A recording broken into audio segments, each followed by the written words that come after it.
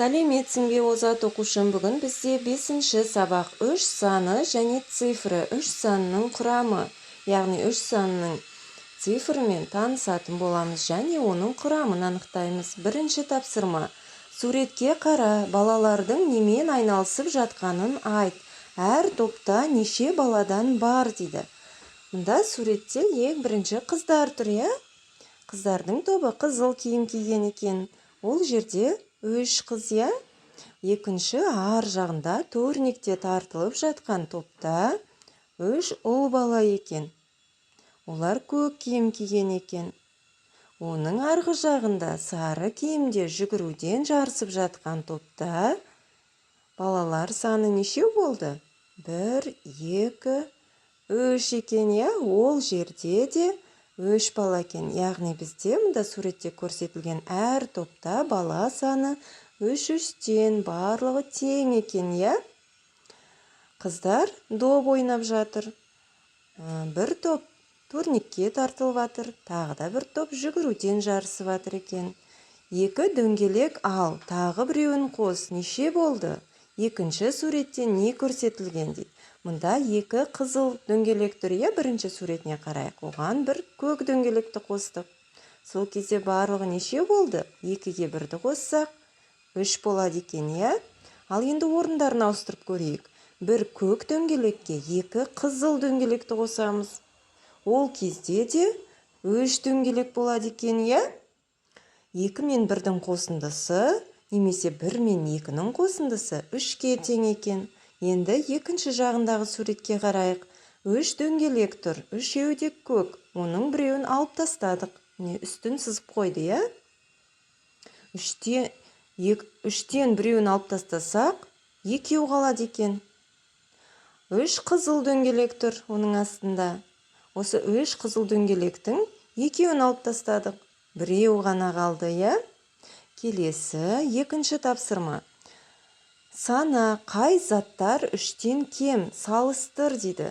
Ең бірінші мұнда бадминтон, яғни теннистің доптары тұр, иә? Олардың саны 3 екен. Екінші жағында баскетбол доптары.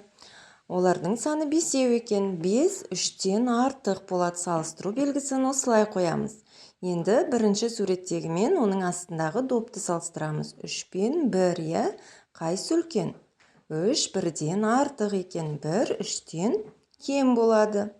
Енді астындағы футбольный 2 ала доппен бірінші тұрған 3-еуін салыстырамыз, иә?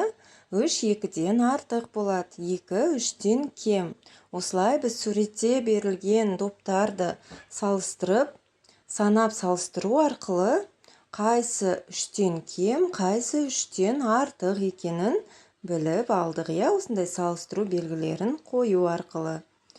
Мінеки озат оқушым, біздің екінші тапсырмамызды осылай аяқтап аламыз. Келесі үшінші тапсырма. Үшінші тапсырмада сен зерттеушісің дейді. Бос орынға қандай фигура қажет екенін досыңа түсіндір. Олар қайда орналасқан? Мінеки ең бірінші сол жағындағы суретке қарайтын болсақ, дөңгелек, көк, қызғылт 4 бұрыш және сары 3 бұрыш көрсетілген, иә? 3 фигура екен. Ең астында ортасында сұрақ белгісі тұр. Сол жерге біз тиісті фигураны қоюымыз керек. Онда қандай фигураны қоямыз? Мінеки көк дөңгелек, қызыл 4 бұрыш, 3 бұрыш тұр. Одан кейін екінші қатарында 3 бұрыш, дөңгелек, 4 бұрыш тұр. Ең соңында 3 бұрыш жетіспейді, біз уже 3 бұрышты қойып қойдық ортасына. Сары 3 бұрышты қоямыз. Екінші жағында тулар. Көк ту, жасыл ту, сары ту. Оның астында сары, көк, жасыл тұр. Енді осыларды ретімен қоямыз. Ең бірінші жасыл туды қоямыз.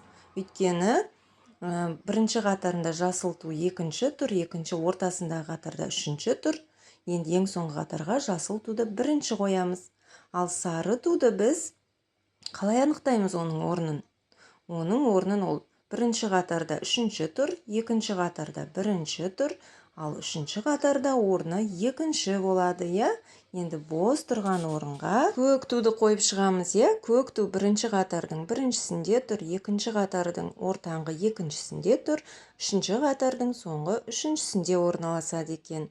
Мінеки озат оқушым, үшінші тапсырманы да осылай логика бойынша байқап, керекті фигураларды орнына қойып шықтық. Бүгінгі сабақ тапсырмалары осымен аяқталды. Озат оқушы болуға бірге талпынайық, я? Себебі озат оқушылар олар алдыңғы қатарлы, сабағын жақсы оқитын оқушылар. Каналға тіркелмеген болсаң, тіркеліп, лайк басуды ұмытпа. Келесі сабаққа дейін сау бол озат оқушым.